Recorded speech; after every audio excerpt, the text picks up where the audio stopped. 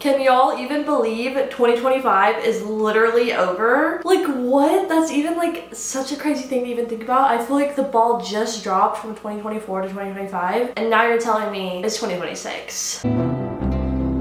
Welcome back to my channel, you guys, or welcome if you're new. In today's video, we're going to be going through all of the books I read throughout 2025. We're going to be going through all of my statistics. I logged every single book I read on Goodreads, and I was pretty much consistent with like logging it the first day I picked it up to the very end. So I've got like all the dates and everything exact in there. We read 41 books this year, which is not exactly as many as I hoped for. But then again, I'm pretty sure I only set my Goodreads goal for like 25 books or something like that. Just because this is kind of the year where I first started like getting serious about reading, especially like halfway through. I'm really happy with the progress we made. But yeah, in today's video, we're gonna be going through every single book I read this year from beginning to end, my thoughts on them, my honest opinions of whether or not I would recommend them. Let's go through a little bit of my statistics here before we really get started. So I read 41 books, like I said. I read 19,351 pages. Pretty dang good, if I would say so myself. The shortest book I read was Before We Were Strangers by Renee Carlino, which was 310 pages. Wow, I didn't read a book that was under 300 pages? Really? Okay. And then the longest book I read was Kingdom of Ash by Sarah J. Maas, which was 984 pages. Almost 1,000? That's pretty crazy. My average book length was 471 pages. My most shelved was The Cruel Prince. 3,861,707 people also shelved that book. And then my least shelved was The Simple Wild by K.A. Tucker, where 388,067 people shelved it. And then my average rating for 2025 was a 3.7. So yeah, like I said, I'm pretty happy with the progress we made this year. Next year, I would love to see if I could read like 75 books. I feel like that would be pretty crazy. Or I guess this year. It's already 2026. But yeah, without further ado, let's go ahead and get started with all the books I read this year. Don't forget to subscribe if this kind of content interests you. I love making book videos, and we've grown so much this year already, and I can't wait to see where the channel goes in 2026. Without further ado, let's get right on into it. Starting out at the very beginning of the year, I read The Summer of Broken Rules by K.L. Walther. Not gonna lie, I kind of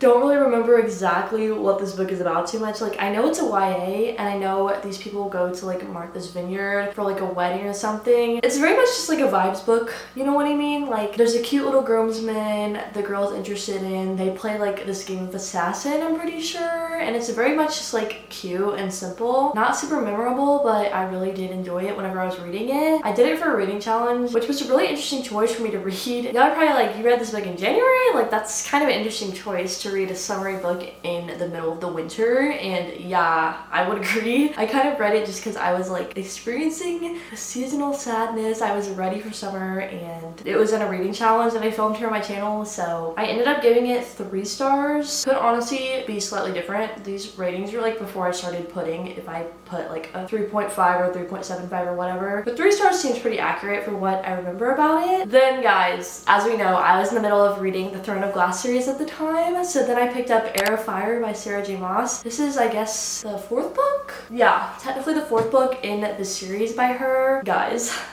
if you know, you know, we met some very important characters in this book. I ended up giving this book a 5 stars. So good. I love this series so much. I don't want to say too much about it just because I feel like this is one of those where you should go in blind without knowing really anything. Zero expectations, guys, but I literally adored this series so much. It's like probably my top series of all time at this point in my life, which is crazy to say. Literally like a 6-star read, in my opinion. Then we had yet another banger back to back. I read If You Had Been With Me by Laura Nolan. I gave this book a 5 star as well. This book was crazy. I was not expecting to give this book a 5 stars. Like, there was no way. I'm pretty sure I got this book for my sister last year for Christmas, and I just kind of like loosely put it on my wish list because I had seen other people that read it. I didn't really know what it was about. Guys, this book traumatized me in the best way. Like, be warned, trigger warnings galore in this book, but also if you search them up, it will kind of be a spoiler for you, so just keep that in mind. This book follows kind of this girl as she's navigating through high school. Her boy best friend that she kind of grew up with over the years, they've drifted apart, and this is kind of their story of coming together and then tragedy that goes along with that, and it's just so crazy. I literally love this book so much. Like, I still think about it to this day, and I read it back in January, so so. Then of course, along with that book, I had to pick up the sequel, If Only I Told Her by Laura Nolan, the second book in the If He Had Been With Me series. It's just a little duology from what I believe. And actually, guys, this book, I only ended up giving a 3-star or maybe like a 2.75. Something not that high, you know what I mean? If y'all don't know, she wrote If He Had Been With Me a long time before she wrote If Only I Had Told Her. And she only wrote the second one because her audience wanted it. They wanted kind of a resolution for the first book. But guys, I feel like that was kind of the point of the first book. The ending wasn't supposed to be spelled out for you. It was supposed to be open-ended and up to your interpretation. And I feel like the second book, and it just showing kind of the aftermath of everything, it was very unnecessary in my opinion. It kind of took away from the power behind the first book. That's just kind of my thoughts on it. But moving on, then I read Queen of Shadows, the 4th book in the Throne of Glass series by Sarah J. Maas. This book right here, in my opinion, this book right here is the point in time in the series where it just took a turn for the better. Don't get me wrong, like I was already loving the series at this point, but something about like the writing style and the tone of the whole story in general, it just leveled up in a way I can't even describe. You just have to read it to experience it. And maybe that's just me, but I feel like, as we know, Sarah J. Maas wrote this series over like an extended period of her life. Like she took her time over years writing these books. And so maybe at this point she kind of matured in her writing style a little bit. I don't know, but let me just say it was so incredible. Yet another 5-star read. That's all I'm saying. Like it was just too good. Then of course we went into Empire of Storms by Sarah J. Maas, the 5th book in that series. What do we expect? Another 5-star read. This is probably my favorite book out of the entire series. I love Empire Storms, okay? I love it so much. We get to travel all around the continent, experience all these different lands in this world, and it's just so interesting. The found family in this one also just really, really grew together, and there's nothing I love more than a found family trope. Yeah, that honestly might have been my favorite book of the year. It was crazy. I love that book so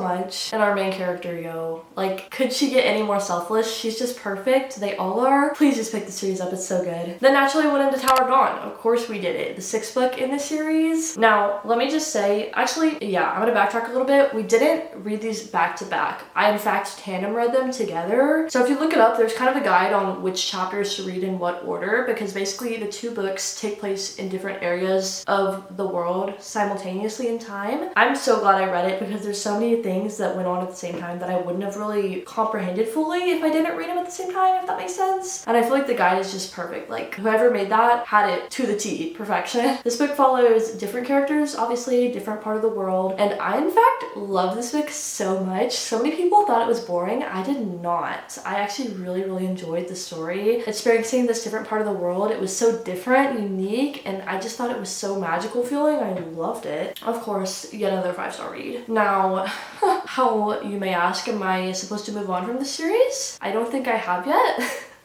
Honestly, like, wow, there's not a day that goes by where I don't think about this book or this series. It's just incredible, and I would a million times recommend it. But yes, I decided to take a little bit of a break before picking up the final book in the series, or maybe I was kind of simultaneously reading it along with some other ones, because yo, nothing's gonna compare. It's not. After that, I picked up First Time Caller by B.K. Borison. You guys saw that this was kind of a popular book this year. I picked it up because there was a podcast I was listening to. They were reading it on there, and I felt like I wanted to be part of the conversation, so I picked it up. This is the first book in the Heartstrings series, question mark. I know there's like a second book coming out in it this year. Honestly, I'm not really super interested in reading it. I gave this book a 3-star. Basically, it follows this like radio host as he's trying to kind of revive his failing radio station. He needs new inspiration. So he comes up with this idea to host a love dating show within the radio station. And there he meets this girl that's searching for love. She ends up going on a bunch of dates. Nothing seems to work out for her, but basically it is her and the radio host's romance. The plot was really interesting and unique, but you know, I feel like it was just the fact that I was coming off of reading Throne of Glass. Nothing will compare.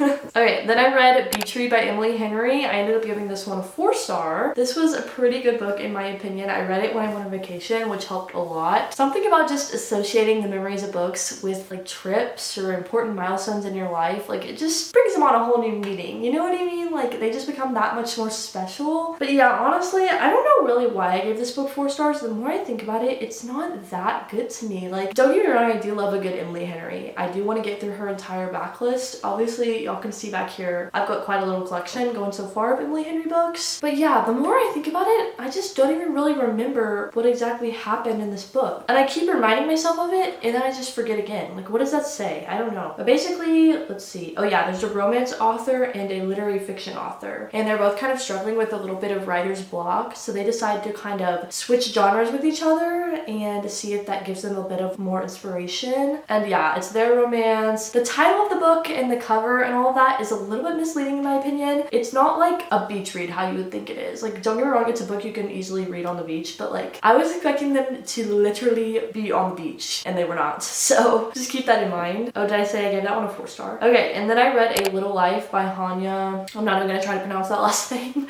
I really don't know. Guys, I did not actually end up rating this one because what was this book? Literally, what was this book? I was like traumatized reading this book. Like, oh my gosh, it just goes to show like how privileged and fortunate I am in my own life. Like, this kind of stuff really happens. And like, I'm so fortunate in that I'm blessed in my own existence here on this earth. But yeah, it just is really eye-opening to kind of what goes on in the world. At some points it felt a little bit too like, okay, ain't no way everybody in the world is this evil incarnate. I don't even know if I'd recommend this book. I really don't even think I would. Like, it was good, but I also feel like it was bad just because I couldn't, like, I would read it and then I'd go in public and then I'd be like scared of people around me. Like, does that make sense? I don't know. This book, it was just something. This review right here says, I sure didn't finish this book. It finished to me. Basically, yeah. But then again, this review says that BookTok is sick for hyping this book up. Yeah, it's kind of a sick story. It really is. You have to be in the right mind space to pick it up. Okay, we're moving on here. Completely switching genres, completely. I picked up Haunting Adeline by H.G. Carlson, the first book in the Cat and Mouse duet. I had never read a dark romance and I was like, you know what? We're gonna give it a little try. I don't know if this is exactly the book I should have started with in the genre because yeah, it was kind of weird. It was very much different. I mean, basically the man is a stalker.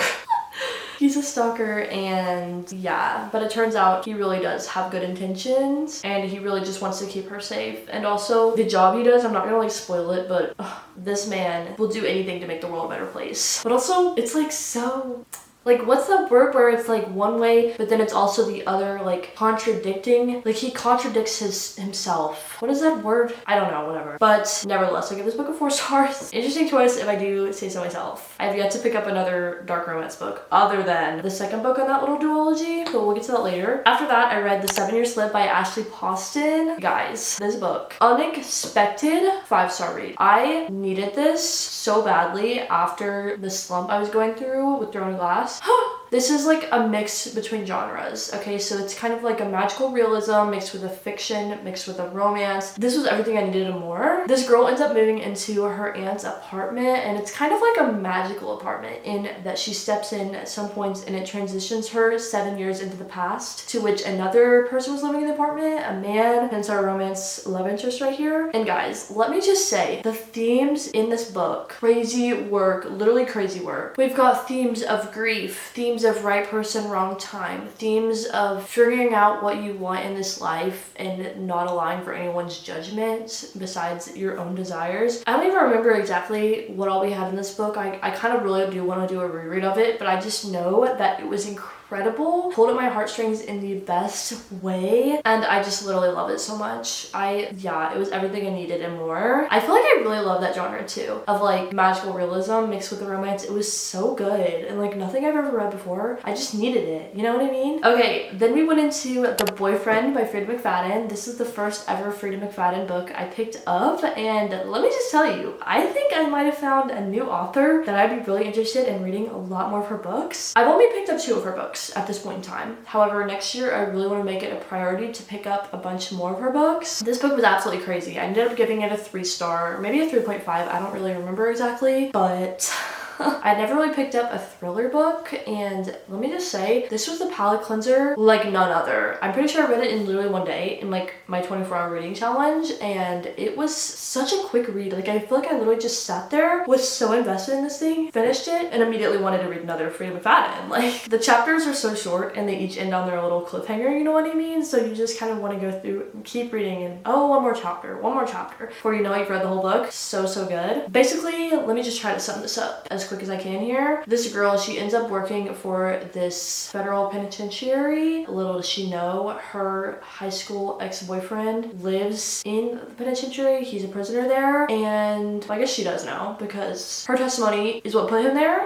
And yeah, we're uncovering the secrets, the real story about what happened that many years ago whenever they were in high school together. Something happened to put him in the prison, and it's just crazy. Like the plot twist, amazing. It was so good. I ate this book up. Wait, I'm just gonna pop in here because I got this so confused with The Inmate, another book by her. The boyfriend actually follows a completely different story. Like I literally was thinking of a different book.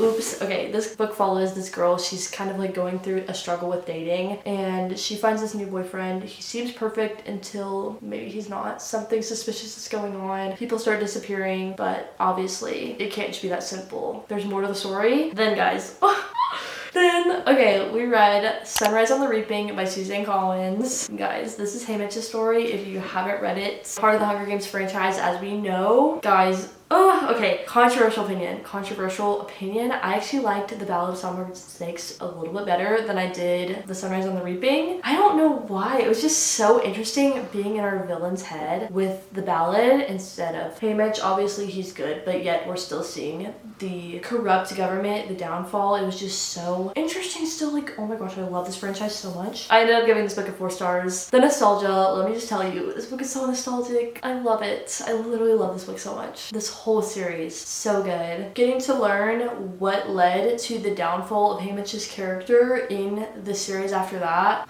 Let me just tell you, it was so gut-wrenching. It was incredible in the worst way possible. Like the best way. I don't even like, my heartstrings were so pulled. Is that how the saying goes? I don't know. Yeah, the one thing I do wish was that there was a little bit more of his downfall shown over the years in between his Hunger Games and his adulthood. Like I kind of wish we could have seen a little bit more of that transition over time. I feel like it was kind of skimmed over in like one chapter at the end of the book. So that's my kind of one complaint with it, why I didn't give it 5 stars, but overall, so good. Okay, then I decided to pick up a little summary book because at this point in time we were into May. Picked up Every Summer After by Carly Fortune, the first book in the Barry's Bay series. First, I didn't really think this was a series, but now I guess it kind of is a little bit. Yeah, this is my first book by Carly Fortune, and I can't say I was too impressed by it. Like it was good, but there was one particular trope in it that just got me, and I just had the ick immediately after reading that trope. Don't get me wrong, the summary vibes were great. The childhood story was great. Really reminded me a lot of my childhood because I grew up on the lake, if we did not know. But yeah, just I couldn't get past that one ick. It literally knocked off like 2 stars for me. It was so bad. I hate that trope so much. I'm not gonna say what it is because that's a big spoiler, but just if you read it and you know, you know. Okay, finally guys, we went into Kingdom of Ash by Sarah J. Maas, the final book in the Throne of Glass series. Yeah, guys, like I could literally cry just thinking about it. Oh no. Okay, this book was so incredible. The perfect ending to the series that I've grown to love so much. Like there's a reason why it took me so many books in between reading Tower of Dawn in order to get to this book, because I just was not ready to say goodbye to this universe. It was so good, and I literally love it so much. I think about it every single day, and I need another series like that to take over my life because it was just perfect. I don't know. Yeah, the found family elements, so good. Our main characters, incredible. They're both so selfless, and yeah, just this book was the perfect ending. And honestly, it was almost 1,000 pages, but it could have been longer. Did I say my rating at 6 stars? Easily. Incredible. Give me 10,000 of them right now. Okay, then we went into Hunting Adeline, which is the second book in the Cat and Mouse duet by H.G. Carlton. This was a book. You know, this was a book. Gave this book 2 stars. That might have been generous. This book was really something. Like, okay, if you've read it, you know. It's just not, you know, my cup of tea. Trigger warnings galore, okay? And yeah, it was just kind of sickening to read about. So, didn't really enjoy that at all. I was just kind of like, this is my face the whole time I was reading it. You know what I mean? Yeah. We're gonna move on from that because I wanted so much more and this just, it was not it for me personally. Okay, then we read Confess by Colleen Hoover. I have not read a Colleen Hoover book in the longest time. I don't even know why I decided to pick this one up. Like, I feel like I've clearly outgrown my Colleen Hoover phase. Everybody kind of had that throughout 2015 era, at least all the reader girlies. Maybe not everyone, but you know what I mean. Yeah, I gave this book maybe, I don't remember, 2.75. It says 3, but obviously Goodreads can't do half ratings for some reason. So yeah, I think I gave it 2.75. All I remember is the girl lives in Dallas. The man has an art studio. She works for him. And yeah, I think that's it. I don't know. It was just very okay. A lot of Colleen Hoover's writing reads very similarly if you read a book by her. But yeah, this is kind of one of those like filler books to put in between the rest of them. I think I just kind of had it on my TBR and I was like, you know what, we might as well read this. Oh guys, this was kind of the phase where we went through a few little dud books here and I was like, what is going on? Okay, then we picked up Cleopatra and Frankenstein by Coco Mellors. I don't like this book. I don't like this book either. It's just kind of weird to me. There was one scene specifically with the flying rat or whatever the thing was. That was the only point in the book I cared. And then they had to go and break my heart over this flying rat. Like seriously? What are these people doing trying to own the pet? They can't even take care of themselves and they're trying to own a pet. The Miss Girl should have run a long time ago. He should have run a long time ago. They were not right for each other and it was so evident. I don't even know what this book was. I like don't even remember. I kind of blocked it out. But I think, yeah, maybe 3-star, maybe 2.75. Some people really like it and that's good for them. It is just personally not my taste. Okay, then we read Before We Were Strangers by Renee Carlino. Yet another dud. I'm sorry. I just really did not like this book at all, okay? I'm gonna go on a little rant here. Pretty sure I gave this book like a 2 or like a 1. I don't even know. Something terrible. Yeah, I think 2. Because it wasn't like awful. I enjoyed the setting. I enjoyed the vision. Just, yes, our man in the story, he was the most insufferable character I think I've ever read about to this day. He was awful, okay? Literally, the way he spoke to her, oh my gosh, I was like, Miss Girl, why are you not running for the hills? This is terrible. He was so disrespectful and just an embarrassment to this world. I'm telling you, it was awful. And like, so many people gave this book 5 stars. I guess they just like skipped over that part. He was so mean. And like, literally, he was cheating on her right in front of her and like didn't even apologize. Yeah, and then we just are expected to believe that all this time goes by and there's no way they ran into each other or attempted to contact each other. Makes no sense. Then thank goodness we were saved from the depths of this reading slump. We ended up picking up One Golden Summer by Carly Fortune, the second book in the Berries Bay series. Guys, this was my top romance read of the year. 5-star read is so incredible. If you guys remember, what was it called? Every Summer After by her, the book I read earlier in the year. That book I ended up giving a 3-star. It was okay, but then this book was kind of a continuation of that. It follows kind of an interconnected couple from that series. Basically, the brother of the first book is brothers with the main male character of the second book, One Golden Summer, the one I liked. And why am I explaining this so bad?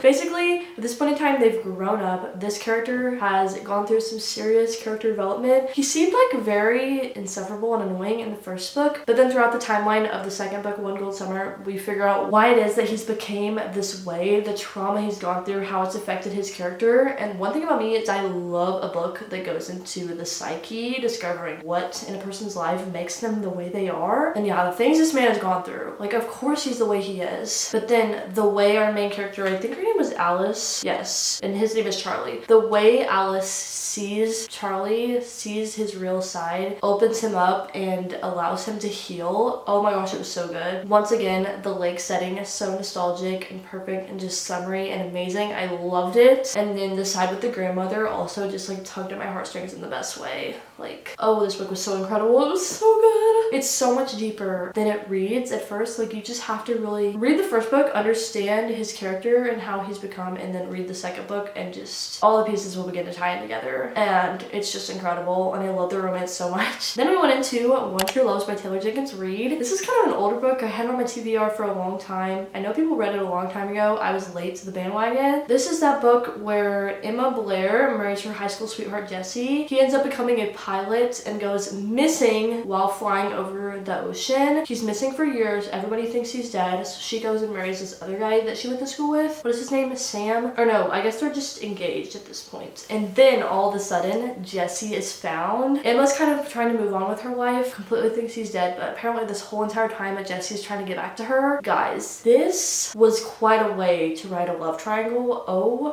my gosh, like when I tell you, I literally couldn't even pick. And like there's always a point where you pick, but this book, it was just too real. And for that, like the fact that I couldn't pick, it was stressing me out to the max. But like also at the same time, the writing was so good. There was so many good quotes, and I was just completely shocked. Like even at the very ending, I just didn't even know who she was gonna pick, and it was so good. I gave this book a 4 stars. Incredible. Had me stressing out for a while. That's why I had to knock off a star, because I was just like, yo, what even are we doing here? But it was so good. Taylor Jenkins Reid does it again. Then we read Circe by Madeline Miller. I ended up picking this book up because The Song of Achilles is one of my favorite books of all time. I love that book so much, and I don't even really understand why. It just like hit me this perfect time. I read it when I was in high school, right after reading the Odyssey and the Iliad, and so I was just like already interested in Greek mythology at the time, and then getting to read this realistic side of the story and the romance and the tragedy. Love that book so much. But that's not why we're here. We're talking about Circe. I decided to pick that book up because I loved The Song of Achilles so much. Yeah, I feel like I went in with a little bit of too high expectations. This book was alright. It was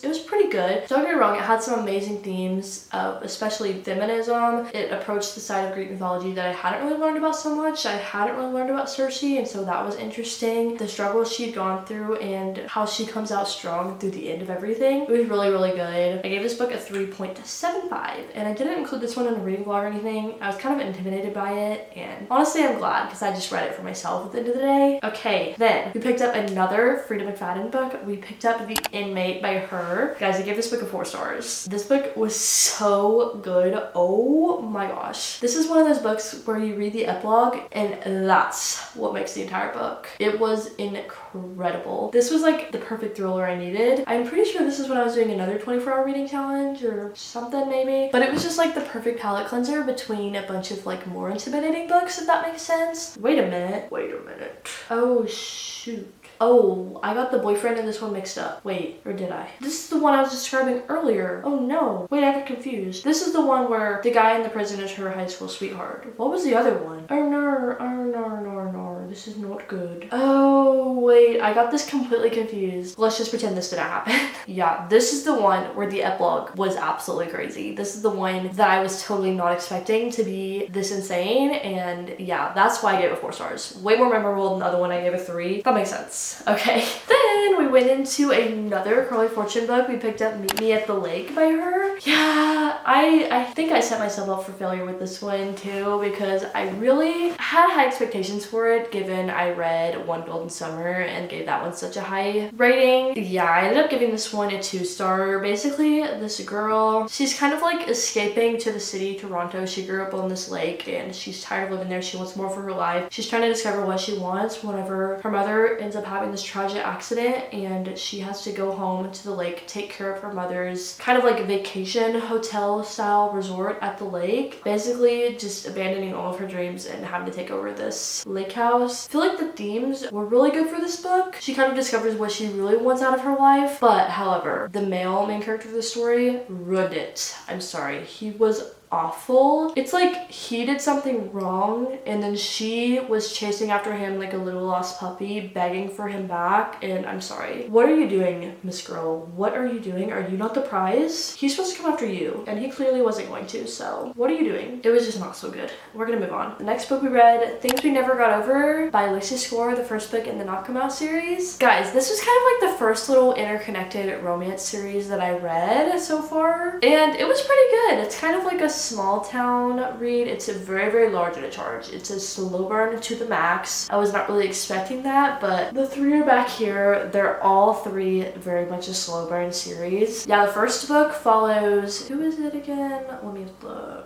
Knox and Naomi. Naomi's a runaway bride, travels to this town of Knock 'Em Out because she finds out that her sister is in trouble, supposedly. I don't want to give like too much of what's going on here, but I really liked the romance. The slow burn was burning, but the found family in between this series is really, really good, and I enjoyed it a lot. I gave it a 4 stars. Moving on, we read Things We Hide from the Light by Lucy Score, the second book in the series. This book follows the brother of Knox. His name is Nash, and then his love interest, he's a police officer, so So we're kind of like also following this kind of underlying crime plot that's going on within the series. It's really, really interesting. But this book and these characters, I just wasn't really ever attached to them for some reason, so I ended up giving this one a 3-star. Nevertheless, though, it's still a great book in the series, and I'm glad we had it in there. And then the final book, Things We Left Behind, this follows Lucian and Sloane. I was waiting for this book the entire time without reading this series. I needed Lucian's book, and it did not disappoint. It was pretty good. I gave it a 4-star. I will say it was still so much of a slow burn, and then the kind of ending was like they went from hating each other the entire time to all of a sudden being so obsessed with each other right at the very end, and it wasn't like a build-up at all. I kind of wish it was more of a build-up, but still, it was pretty good. Lucian, he's just like my favorite male character of the series. He's like got this trauma of his past that he's trying to overcome, and it's made him into like this revenge-seeking, but also he cares so much about the world and making it right. He's like a millionaire man. Like, it's just perfect. I love it so much. And then Sloane, she's a librarian. What more could we ask for there? Then I went into reading The Love Hypothesis by Ali Hazelwood. I actually read this one on audiobook. I gave it a 3-star overall. This book is very unique in the romance category. It follows pretty much these women in STEM, or just like people in STEM. The main girl, Olive, she is a PhD candidate. She ends up going to school at, I don't even remember where it was, but she ends up fake dating her professor. His name is Adam, and it just goes from there. It's super duper crazy. I ate this book up. Gave it a 3.5. It was really, really cute and a unique taste on a romance. I never really read one of like the STEM category. Like usually, you know, they're going to the beach or it's a small town or something really basic like that. But this one was just so interesting, and I really needed a different, unique taste on a romance, so I liked it. Then I picked up The Way I Used to Be by Amber Smith. This is kind of another one of those YA books that goes into like kind of the topic of mental health, and I don't really want to say exactly what this book is about because I don't really think I can, but look up the trigger warnings. They're not really a spoiler. We're told what happened in the very, very beginning. Something happens to her as she's a freshman, and then she has to go through all of her high school life living with this trauma that occurred, and it's kind of like going into her decline but also her healing journey, and just like the way that this incident changed her entire character. It was so interesting but also so devastating at the same time. I gave this book a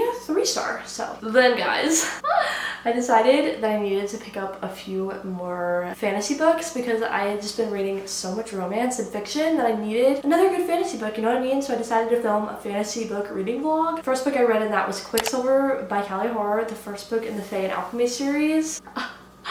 Guys, 5-star read. Obviously this book doesn't really compare to like the Throne of Glass 5-star, but yes, it's still so good and interesting. It's kind of like hard to explain the overall concept of this plot. Basically our main character, Cyrus Fane, she lives in this very impoverished area with her brother. She's kind of having to take care of him, and she gets it in her head that she needs to escape this impoverished area because they're barely surviving. They barely get like a small little allocation of water, don't really get any food. They're just suffering every single day, and so she ends up making it their mission to get out of there. Long story short, she ends up discovering that she has this power. She's able to channel the Quicksilver and travel between realms. She's an alchemist, right? Is that what it's called that she is? She's able to like manipulate this Quicksilver, speak to it, give it certain powers into different objects. We also meet our male main character, Kingfisher, in the story. I know it, that name's an abomination, but just their romance is so good. Once again, they're both such selfless characters. I can't wait to see where the story goes in the second book because the ending was crazy. Like, we left Loki on such a cliffhanger, and I need to know where it goes. I can just see the story expanding so much more. Then we picked up another fantasy book. We picked up The Cruel Prince by Holly Black, first book in the Folk of the Air series. Guys, unfortunately, I will not be picking up any more books in this series. At least that's kind of my mindset right now. I really did not enjoy the first book. There was kind of like a bullying trope, and it just was not my favorite thing. Like, it was just so cringeworthy the entire time. I could not get past it. And if that guy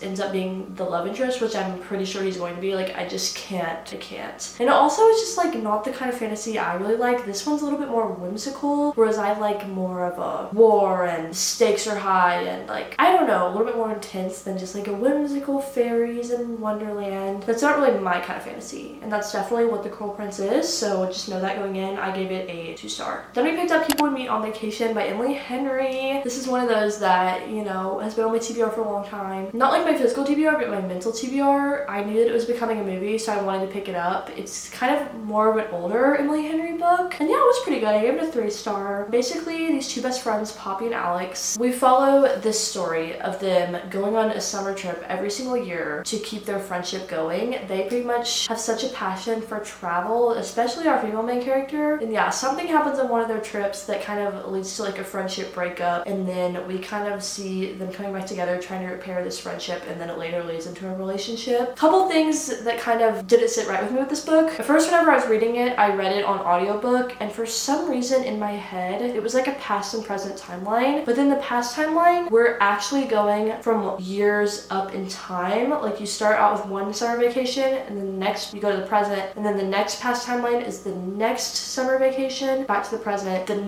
next past one is the further along. Does this make sense? What in the world? Like basically you're going up in summer vacation years within every time that you go back to the past. And whenever I was reading this in audiobook, that did not occur to me. I thought we were reading one past timeline. That was making me so confused because we were at like different settings and it just wasn't clicking for some reason in my head. And for that, I was like so confused. It occurred to me like a third of the way into the book. And this is a pretty long book, so that was a lot of pages at this point where I was just confused. So yeah, I tried to go back and read kind of what I had already listened to, but then at that point it was kind of too late for me. The feelings had been established and I was already not really enjoying it, so that was that. Overall though, the romance was pretty sweet. I did like it, so 3-star overall. Then I did a reread. This year I read The Inheritance Games for the second time by Jennifer Lynn Barnes. I decided to pick it up because I wanted to get through the entirety of the 3 first books of the Inheritance Games series. The first kind of original trilogy was all I really wanted to read. I had the second one sitting on my shelf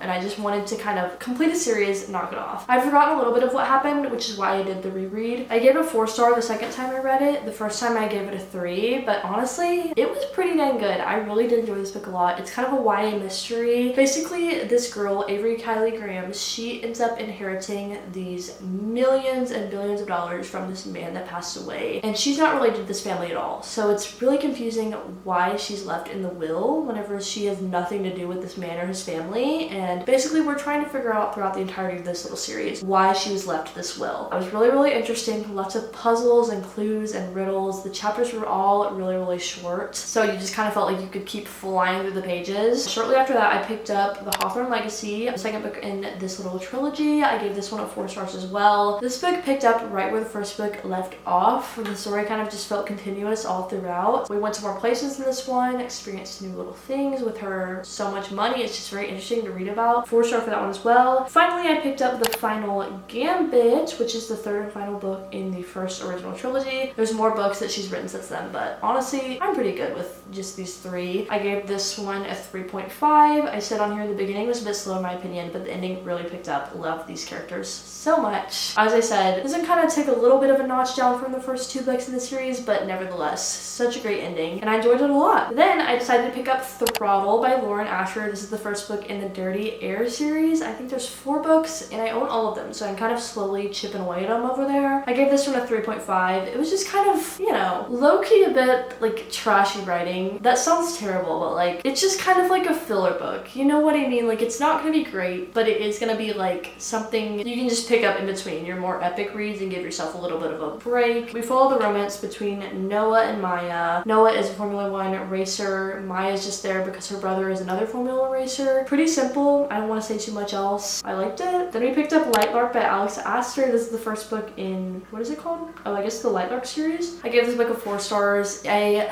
love this book so much. It was so good. A lot of people were hating on it for some reason. Like, they were saying it's just kind of like every other fantasy, which in a way, yeah, but I thought it was interesting. Pretty much we have this world. In it, we have this island that appears every 100 years, and these main characters have to compete in this game called the Centennial to defeat the curses that are all inflicted upon their lands. They're kind of divided into different categories, like the wildlings, starlings, sunlings, etc., and they each have different curses and powers based on their different category. And yeah, they're competing in these games to break the curses because they're not very nice curses. Some of them die at age 25, some of them can't walk out in the sun. It's just not very fun. So you just never know who you can trust in these series. I'll just say that. I was really bamboozled by the plot twist at the end. It was so good. Then I read The Simple Wild by Kate. Tucker. What did I rate this one? Oh, a 3-star. Yeah, basically this girl, Cole Fletcher, her parents are divorced. Her mom lives in Toronto and then her dad lives in Alaska. He's an Alaskan bush pilot. And so she never really sees her dad. One of these days she gets a call saying that her dad has cancer and he might not be living for much longer. So she decides to go up there and make some final memories with him, get to know who her father really is, because they've kind of had a falling out over the years. They've lost their relationship, and so she just decides to give it another chance, get to know him. While there, she falls in love with another Alaskan bush pilot, and we kind of like see this repeat of like, she's just clearly a city girl and he clearly wants to live in the Alaskan bush, and it's like, how do they balance their relationship whenever they clearly want two different things out of their life? And you would think this girl would have learned her lesson from her mom, but no, I don't know. It was good. I said, I feel like if you really love someone, you would put them first above everything, but maybe that's just me.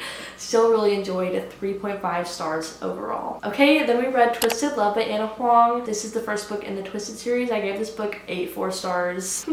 Not gonna say too much about it. Yet again, another one of those series where we follow like different couples throughout the 4 books and they all kind of intermingle with each other, have this friend group. I said 2 words, Alex Volkov, 4.5 stars. This book was so good and I love this man. Like, he's incredible. Okay, and then I'm trying to kind of speed through this here. The last book we read of this entire year, the first book in Crescent City, House of Earth and Blood by Sarah J. Maas. Guys, I needed another book written by Sarah J. Maas. Let me just tell you, this book, the writing is so different than both of her other series. I don't know what I was expecting, but it wasn't really this, but I'm not even complaining because it was so good. I gave this one a 4 stars. It's more of an urban fantasy, murder mystery, and it was so interesting. But yeah, like I said, it does not feel written by Sarah J. Maas. I don't know, but I still really loved it. I feel like you should go into it with no expectations because, like, don't even try to compare it to ACOTAR or Throne of Glass. It doesn't compare, but it's so good in its own way. Yeah, guys. Wow, I feel like I've literally been sitting here talking for an hour total. But yeah, I hope you guys enjoyed seeing all the books I read this year. If you did, please be sure to give this video a big thumbs up and subscribe for more exciting videos this year. Let me know what other videos you want to see from me in 2026. I'd love to give you guys what you want. So thanks so much for watching. I love you all so much, and I'll see you guys next time. Bye, guys.